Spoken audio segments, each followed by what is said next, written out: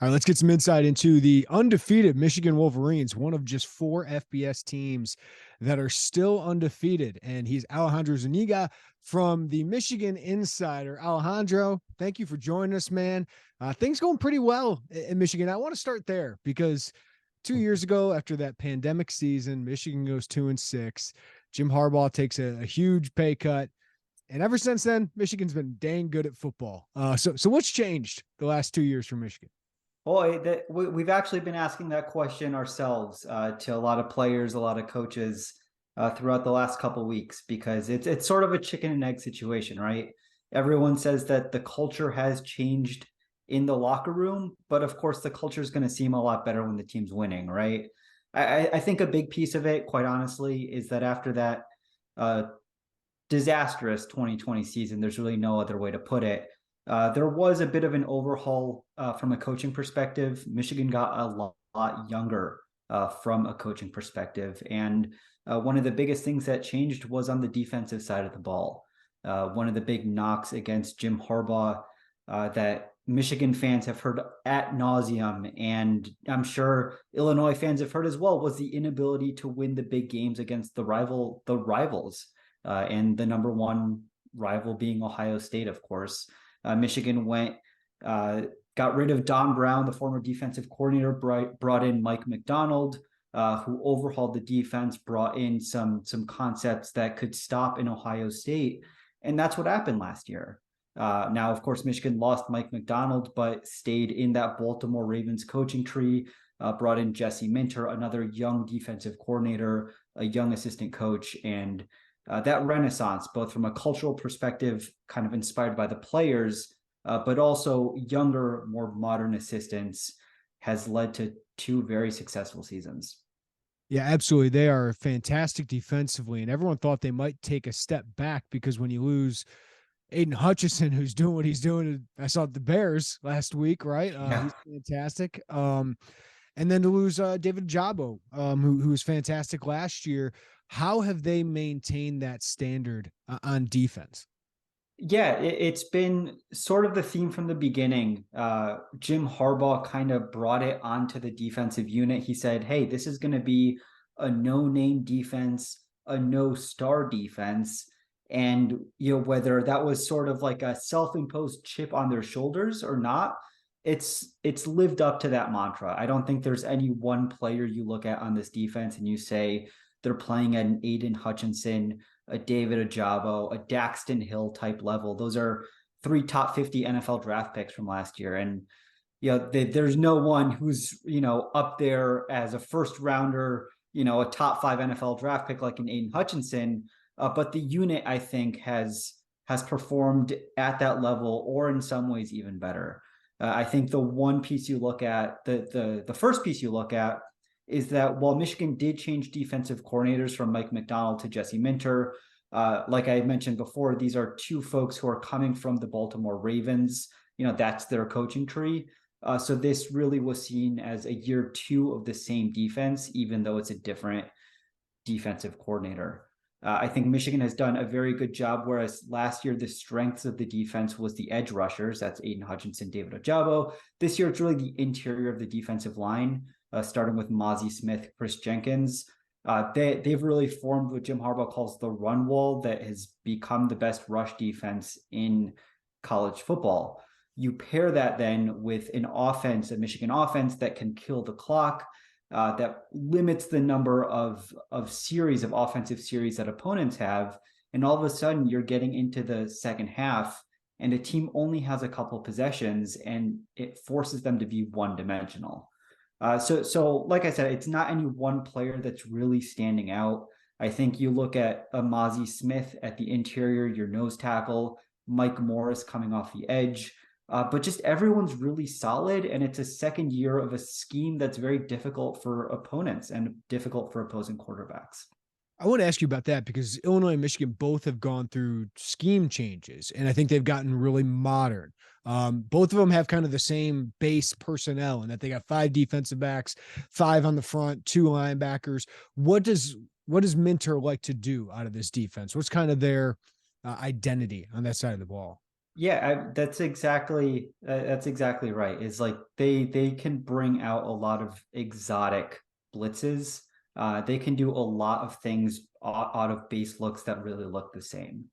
So I think that's where you start. And when we've talked or we've listened to what opposing coaches have to say about the Michigan defense, the number one thing is we've got to stay out of second and third and long, because when we put ourselves in that situation, Jesse Minter's bringing guys from the secondary. He's dropping edges into, into areas where it might be the flat, it might be a crossing route. He's doing things that take away the first read of a quarterback. And if you don't have a quarterback who, well, two things. Number one, either pressure gets to the quarterback and forces a throwaway or forces a sack, or if you don't have a quarterback who's competent enough to withstand the pressure, scramble a little bit, maybe get to second or third reads, that makes it very difficult. So it all starts on first down. If you're running the ball on first down, this is a defense that's going to pretty frequently put you in second and third and long. And when you get into those situations, Jesse Minter is, he's very happy to blitz a linebacker. He's very happy to drop a D tackle sometimes even into coverage, because he knows that the pressure is going to get there. And in those couple of beats, a college quarterback has to make a decision of what to do. It's often not going to work out well for the offense. Illinois fans were hearing that and alarm bells are going off because running on first down seems to be what Illinois does.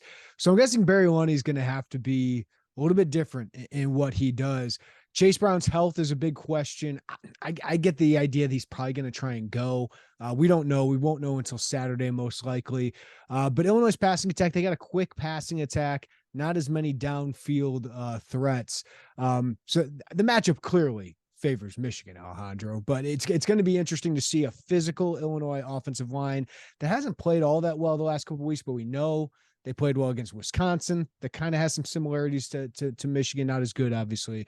But what are you intrigued about with that matchup? Michigan's great defense against Illinois' somewhat improved offense.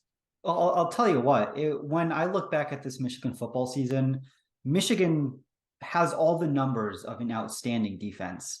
But I think back to the conversations I've had with beat writers like yourself from other programs, and what I heard from basically everyone, or a lot of people, is this is a first-year quarterback, it's a first-year offense.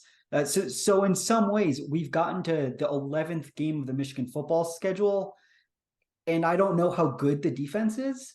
Like, they are very good. There's no question about that. But are they elite? I don't know. I look back to the non-conference season. They played a Colorado State team that was installing an air raid offense. They played a UConn team that was, fielding a freshman quarterback making his second start, something along those lines. Same thing with Hawaii. Even the Nebraska game last week, it was a backup quarterback who got hurt halfway through the game. Then it was a third string quarterback. There have been very few fully formed, competent offenses that Michigan has faced this season. So that's kind of number one. Is I just want to see Illinois has a physical offense, a well-coached offense from everything I can gather. And they do what Michigan does to opponents, is they control the clock. They punch you in the face with a very good, reliable running game. And that makes things uncomfortable for opponents. And Michigan has not faced that this season. Even Illinois has gotten better production offensively. But when Michigan played them, it was when they couldn't string together anything. Every opponent Michigan has played this season, with the exception of Penn State and Michigan State, has just not really had a fully formed offense. So just the fact that Illinois has that is something unique. I think Michigan can and will do pretty well. Like you said, Michigan kind of puts its own strength against Illinois in terms of having a very good rush defense and then forcing opponent quarterbacks to beat you. I think that bodes well for Michigan, but I'm curious to see if they can still play to that number one scoring defense in the country type level.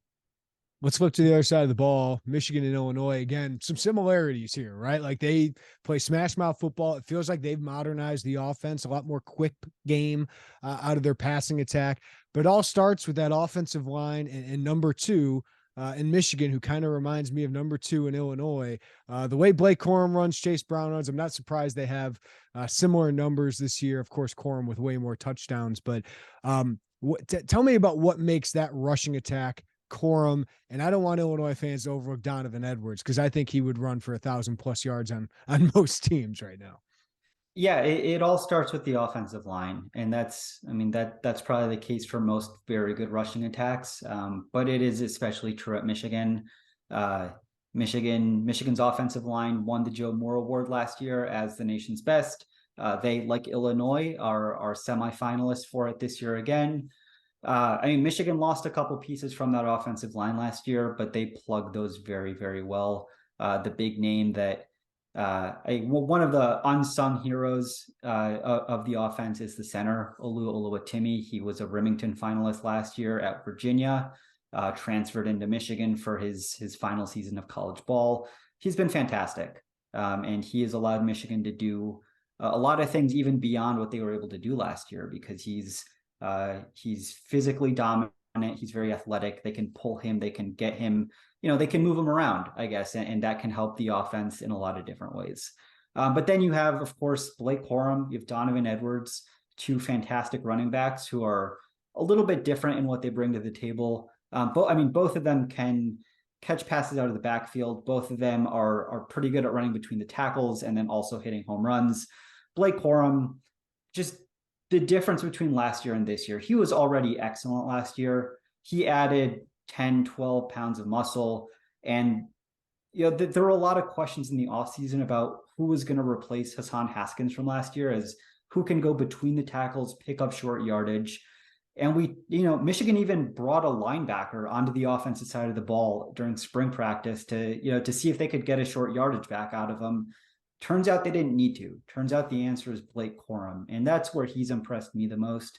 He has always been an aggressive cutter, fast, sees the field really well. If he gets an inch of space, can turn it into a mile. But the number of times a game where he plunges into a pile and then you see that pile moving 3, 4, 5 yards, impressive to me. It's got to be demoralizing as hell for an opposing defense, because he's turning what would be a 2-yard gain into 5 yards. And then it's, 3rd and 1, and he's going to pick it up. And if he doesn't, they'll go for it on 4th down and he'll pick it up then. So he's just such a well-rounded back.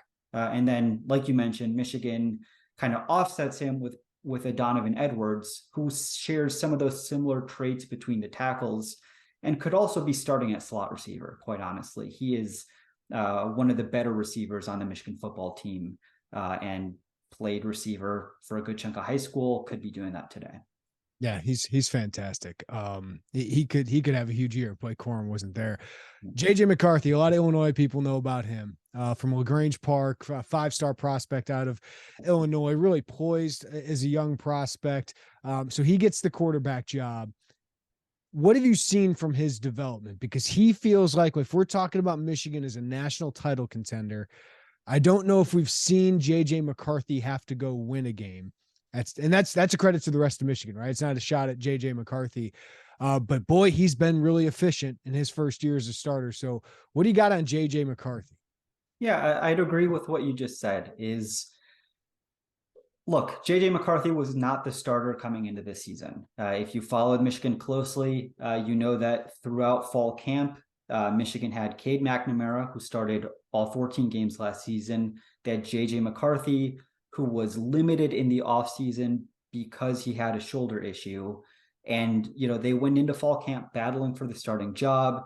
They went into the season battling for the starting job. Cade McNamara started the first game of the season. JJ started the second. Jim Harbaugh decided, okay, JJ is the quarterback, and he's been it since then. He has all the tools of a 5-star prospect, because he was a 5-star prospect. But it's very interesting to look at the Michigan offense this year compared to last year and see how similar they are. Last year's offense was, hey, we're going to hand the ball off to Hassan Haskins, and he's going to run for 200+ yards and 5 touchdowns against Ohio State, and you're not going to be able to stop him. This year's offense is, we're going to hand the ball off to Blake Corum. he's going to run for 170 yards at 5 yards a pop, and you're not going to be able to stop him. JJ hasn't had to do a whole lot. He adds an element to the offense in that he's mobile and he has a much stronger arm than Cade McNamara. Michigan will sprinkle in some quarterback runs. They'll sprinkle in the threat of quarterback runs, and that opens things up for everyone else on the offense. There is no question about that. That being said, where you might think that a JJ McCarthy might really open up the downfield passing game, that has not happened to a level that Michigan fans maybe expected. You know, they don't take a whole lot of downfield shots every game. They don't have to. You know, JJ McCarthy will sometimes throw for just 15, 17 times a game because Michigan is so comfortable running the ball. As Michigan coaches say, if the opponent's not going to stop us, we're going to keep handing the ball off. And to this point, no opponent has stopped Michigan from handing the ball off and picking up 5 yards, 5 yards carry. That being said, there are still questions, especially with the deep ball. Is Michigan will sometimes go play action, try to hit a bomb down the field, and those haven't really happened. It's, the receivers aren't getting enough separation. It's JJ is maybe on the money, maybe a yard off, but he could put a little bit of air under the ball. That's just not in sync. And that's where, if you're a Michigan fan, you're thinking, maybe we need one or two of these against Ohio State. And certainly if you get to a college football playoff, we need to expand the offense a little bit more. It remains to be seen whether it's not there or if it's not there because Michigan hasn't had to show it yet. Well, Alejandro, I think Illinois, their defense, if we would have talked about this game 2 weeks ago, we would have thought, oh, maybe they can be the one that contains the run. I don't know if you ever stop Michigan's rushing attack, but force him, JJ McCarthy, to go beat you. I think that is the key for Illinois. And hey, he can. He's talented enough to do it. So what interests you on that matchup? Because the Illinois defense has shown a couple flaws here recently. They've had some injuries. Getting Seth Coleman back, I think, would be big for them off the edge, and sounds like he'll be healthy. But that's got to be the game plan, right? Is force McCarthy to beat you, but stopping Corum, stopping Edwards is easier said than done. Yeah, that is what interests me the most is honestly the wide receivers, and if they can get separation, and if Michigan, if Illinois can force Michigan to throw the ball more than they'd like to or more than they have, what happens? Yep. Michigan hasn't had to do that a whole lot this year, and they haven't really had to do it against a defense with a secondary that's as solid as Illinois's.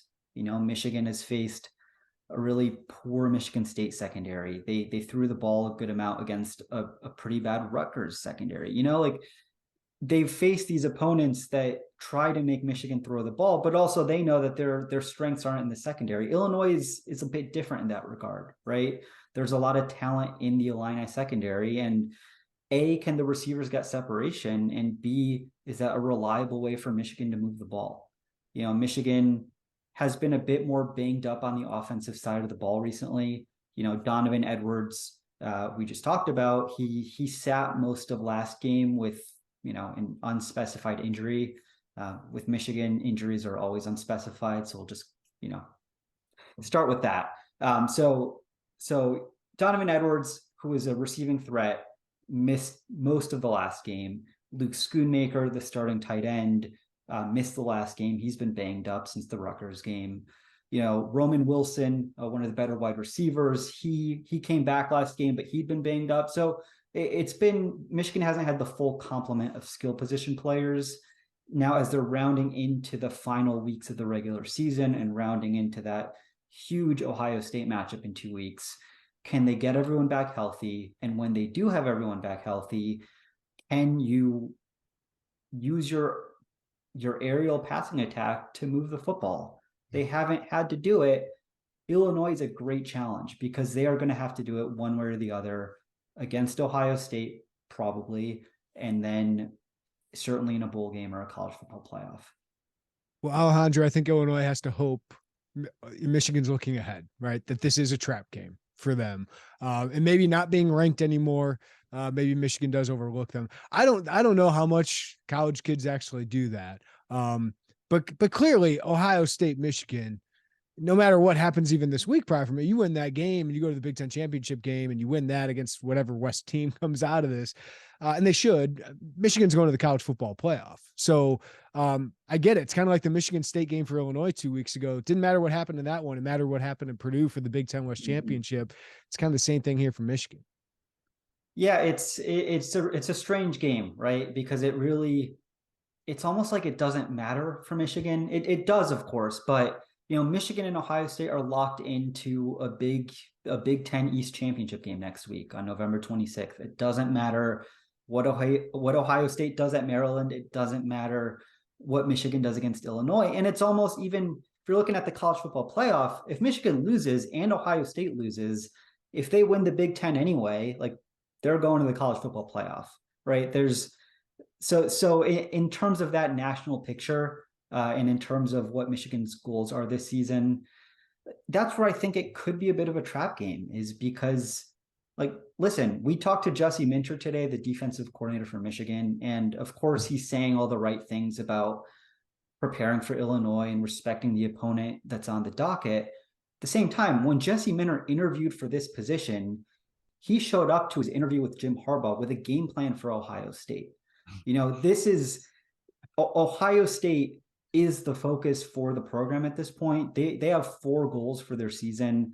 1 was beat Michigan State, 2 was beat Ohio State, 3 was win the Big Ten, 4 is make it to the national championship game.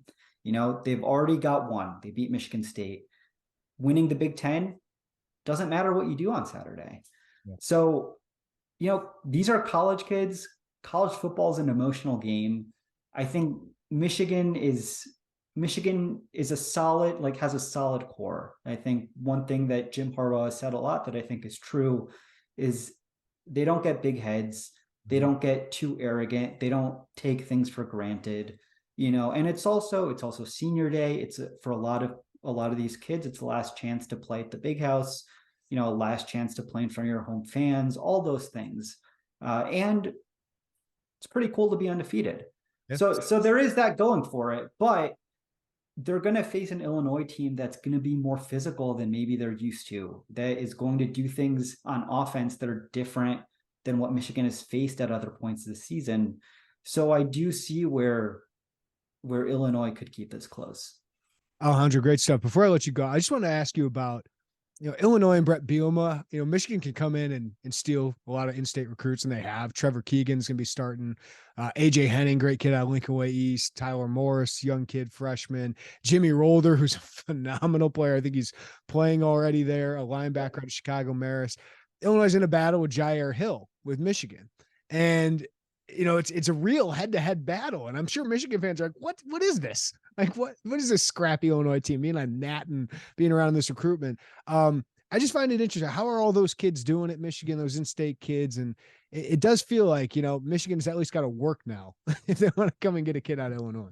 Yeah, it is interesting. And I think one thing that when you're looking at it from a recruiting standpoint is Michigan, you'd almost expect Michigan to be doing, or you would really expect Michigan to be doing a lot better from a recruiting standpoint than they have been at this point, given, not only who they are as a program, but what they've done recently. It seemed for a while last year that when Michigan beat Ohio State and finally won the Big Ten, all right, the floodgates can open, and then Michigan starts rolling off, 10 straight wins to this season. Where are the floodgates? Where the floodgates are open, where's the water, I guess? Yeah, just for context for people listening, Michigan's got the number 24 class in the country, Ohio State number 5, Penn State number 14. So yeah, I mean, Michigan could be back-to-back college football playoffs. You'd expect them to be in that top 15, top 10 maybe. Yeah, definitely like a top 10, especially given, the program pedigree. So it's actually something we've been talking about with coaches, during their press conferences this week. And last year, Michigan had a really good close to the class. They flipped some kids late. They finished with a much better class than it seemed throughout the entire cycle because of what they were able to do at the end. You thought that recruiting momentum might carry into this season, but I don't know if it's the lack of a really solid NIL plan like other universities have. I don't know if it's how much of it is Michigan lost their defensive coordinator, their offensive coordinator from last year and had Jim Harbaugh interviewing with the Vikings. Like all those things maybe come together to hurt recruiting a little bit. Coaches say, hey, we know we're Michigan. We see the results we're putting on the field. People are going to see that too. And we're going to find the kids who are a good match for our program. AJ Henning has been very valuable for Michigan this year. He's punt returner, kick returner. Sometimes, he's used an end arounds, has taken a couple carries out of the backfield. Jimmy Rolder, he's a diamond for Michigan. And, it's a guy that there was an athletic story about how he went to Wisconsin on a visit and Wisconsin's coaches forgot he was there. And, that's part of the reason that maybe Paul Chryst didn't work out in Madison, but he's a guy who Jim Harbaugh loves. Said, this guy is the prototypical Big Ten linebacker. Michigan doesn't have a ton of linebacker depth this year, and he has been, he's come on a lot more recently, and he's going to be a good piece for Michigan in the future. Michigan, I don't know where they're going in terms of recruiting. They usually have their hotbeds. Sometimes it's Ohio. Sometimes, it's out in New Jersey. They've got kids from there. It doesn't seem like there's a ton of momentum in recruiting right now. They're in battles with a lot of people. But yeah, it will be interesting with Illinois. That's usually a fertile ground for them. And as Illinois builds up a program, that becomes more difficult for Michigan and for everyone. Alejandro, man, thank you so much for your time, your insight, man. It was fantastic. And have fun at the game on Saturday. Stay warm.